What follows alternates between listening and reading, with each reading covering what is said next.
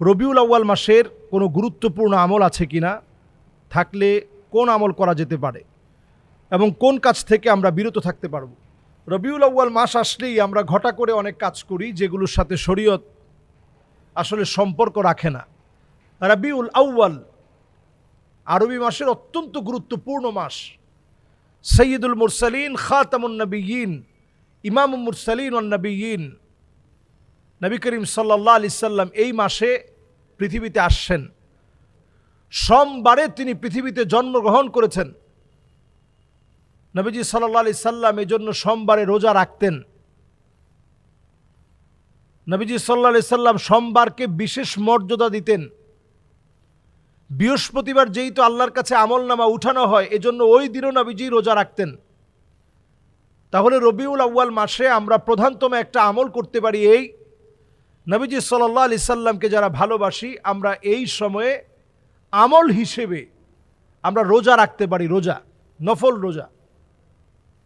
রবিউল আউয়াল মাস আসলেই ঘটা করে বিভিন্ন আয়োজন, এই আয়োজনের চাইতে নবীজি সাল্লাল্লাহু আলাইহি সাল্লামের জীবনী জানা, সোমবারে নফল রোজার প্রতি আগ্রহ বৃদ্ধিকরণ, নবীজি সাল্লাল্লাহু আলাইহি সাল্লামের সুন্নাহ মানার প্রতি আগ্রহ বৃদ্ধিকরণ, এগুলোই আমাদের জন্য নবীজি সাল্লাল্লাহু আলাইহি সাল্লামের রেখে যাওয়া আমল।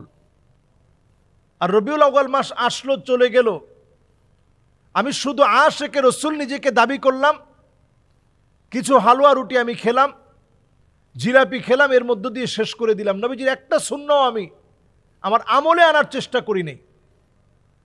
অথচ সাহাবায়ে কেরাম রিদওয়ানুল্লাহি আলাইহিম আজমাইন শ্রেষ্ঠত্বের কাতারে আল্লাহ তাআলা তাদেরকেও পৌঁছিয়েছেন, কারণ তারা নবীজির সুন্নাহকে আঁকড়ে ধরেছেন। কুল ইন কুনতুম তুহিব্বুনাল্লাহ ফাত্তাবিউনি ইউহিব্বুকুমুল্লাহ। নবীজি সাল্লাল্লাহু আলাইহি সাল্লামের মহব্বতের দাবিদার তো তারা, ফাত্তাবিউনি ইউহিব্বুকুমুল্লাহ, যারা নবীজিকে অনুকরণ করবে। কিভাবে অনুকরণ করবেন? মা জানিন নবী সাল্লাল্লাহু আলাইহি সাল্লাম মিন কাউলিন আও ফি'লিন আও তাকরিরিন আও সিফাতিন খিলকিয়াতিন আও খুলুকিয়াহ হাকীকাতান আও হুকমান হাত্তা আল হারাকাত ওয়াস সাকানাত ফিল ইয়াকযাতি ওয়া ফিল মানাম।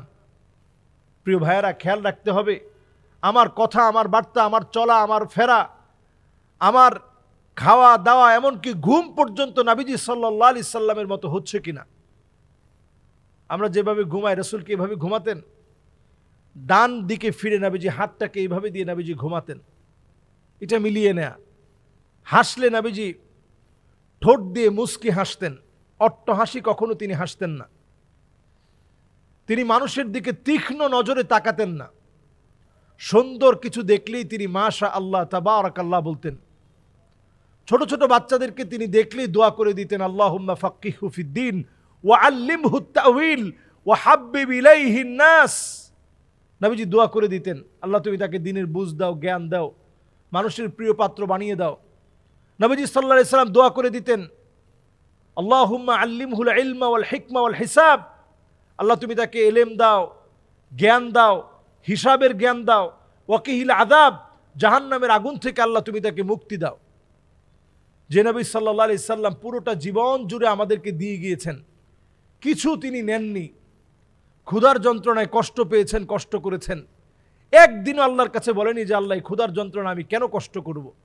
নবীজি যদি শুধু মুখে একটু বলতেন, লাউ আরাত্তু, হাদিসের মধ্যে আসছে, নবীজির মনের মধ্যে যদি জাগ্রত হতো, আয় আল্লাহ উহুদ পাহাড়টা যদি স্বর্ণ হয়ে যেত, যদি শুধু মনের মধ্যে আসতো, লাসার আল উহুদ যাহাবা, গোটা উহুদ পাহাড়টা নবীজির মনের ভিতরে আসলেই হতো, মুখে বলা লাগতো না, পুরা উহুদ পাহাড়টা স্বর্ণ হয়ে যেত। সুবহানাল্লাহ বিহামদি।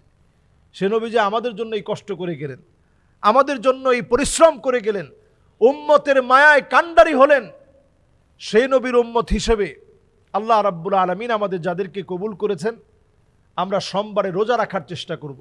এটা শুধু রবিউল আউয়াল না, বরং নবীজি সাল্লাল্লাহু আলাইহি সাল্লামের উম্মতের শ্রেষ্ঠতম আমল হচ্ছে এই রবিউল আউয়াল সহ সোমবারে রোজা রাখা, সোমবারে নফল রোজা রাখা।